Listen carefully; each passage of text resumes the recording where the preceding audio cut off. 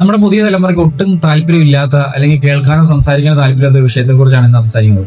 ഒറ്റ വാക്കിൽ പറയുവാണെങ്കിൽ രാഷ്ട്രീയത്തെക്കുറിച്ച് സംസാരിക്കാൻ നമ്മുടെ ഇന്നത്തെ പുതിയ ജനറേഷന് പല പല ആളുകൾക്കും അല്ലെങ്കിൽ ഒരു വലിയ ശതമാനം ആളുകൾക്കും താല്പര്യമില്ല എന്നുള്ളതാണ്. അത് പലയിടത്തും നമ്മൾ കാണാറുണ്ട്, കേൾക്കാറുണ്ട്. എന്നാലും ചെറിയൊരു ശതമാനം ആൾക്കാർ ഇന്നും രാഷ്ട്രീയം സംസാരിക്കുന്നു, രാഷ്ട്രീയത്തിൽ ഇടപെടുന്നു.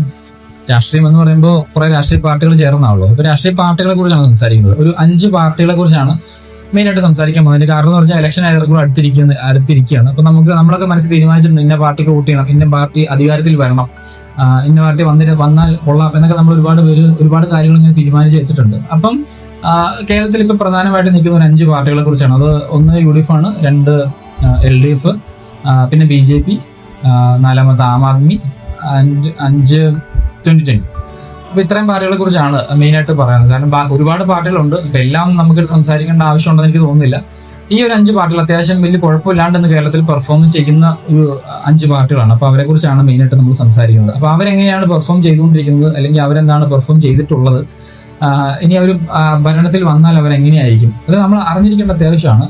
എന്റെ പേഴ്സണൽ ആയിട്ടുള്ള ഒപ്പീനിയനാണ്. നമ്മളൊരു പുസ്തകം വായിച്ചതിന്റെ സമ്മറി ആയിട്ട് നമ്മൾ കുറച്ച് കാര്യങ്ങൾ പറയുമല്ലോ, അതായത് ആ പുസ്തകത്തിന്റെ ഒരു ആകത്തുക എന്ന് പറയുന്ന ഒരു കാര്യമാണ് ഈ പാർട്ടികളെ കുറിച്ച് പറഞ്ഞത്. ഈ പാർട്ടിയെ കുറിച്ചുള്ള ഒരു ആകത്തുക എന്ന നിലയിൽ വേണമെങ്കിൽ നിങ്ങൾക്ക് തന്നെ കൺസിഡർ ചെയ്യാം.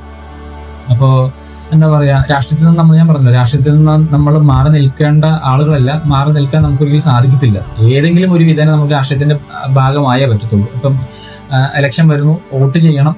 അപ്പം തീർച്ചയായിട്ടും എന്താ പറയാ, നമ്മളിങ്ങനെ ഒരു അനലൈസിങ് നടത്തുന്നത് എന്തുകൊണ്ടും നല്ലതായിരിക്കും. അപ്പം ഓരോരുത്തരുടെ ഒപ്പീനിയൻ ഡിഫറെന്റ് ആയിരിക്കും. കാരണം ഓരോരുത്തർക്കും ഓരോ രാഷ്ട്രീയമുണ്ട്. അപ്പൊ ആ രാഷ്ട്രീയത്തിൽ നിന്നുകൊണ്ടാണ് ഓരോരുത്തരും ഓരോ പാർട്ടികൾ വിലയിരുത്തുന്നത്. അപ്പം എനിക്ക് പ്രത്യേകിച്ച് രാഷ്ട്രീയമൊന്നുമില്ല.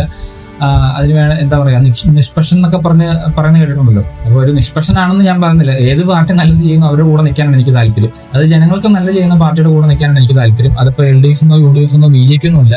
ആര് നല്ലത് ചെയ്യുന്നു അവരെ കുറിച്ച് പറയുക, അല്ലെ അവരുടെ ഒപ്പം നിൽക്കുക. അതാണ് എന്റെ ഒരു രാഷ്ട്രീയം എന്ന് പറഞ്ഞു കഴിഞ്ഞാൽ. അപ്പൊ ഇത്രയും കാലത്തിനൊടുവിൽ എനിക്ക് തോന്നിയ കുറച്ച് കാര്യങ്ങളെ കുറിച്ചാണ് നമ്മൾ ഒരു 1-2 പാർട്ടായിട്ട്, ഓരോ പാർട്ടികളെ കുറിച്ചും ഓരോ പാർട്ടായിട്ടായിരിക്കും ഞാൻ വീഡിയോ ചെയ്യുന്നത്. അപ്പോൾ കാണുക, നിങ്ങളുടെ അഭിപ്രായങ്ങൾ നിങ്ങൾ എന്താ പറയാ ഷെയർ ചെയ്യാവുന്നതാണ്.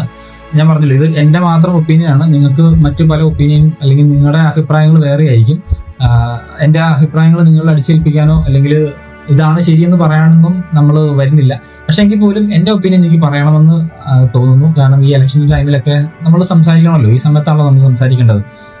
അപ്പോൾ തീർച്ചയായിട്ടും താല്പര്യമുള്ള ഒരു വീഡിയോ കാണുക, നിങ്ങളുടെ അഭിപ്രായങ്ങൾ അറിയിക്കുക.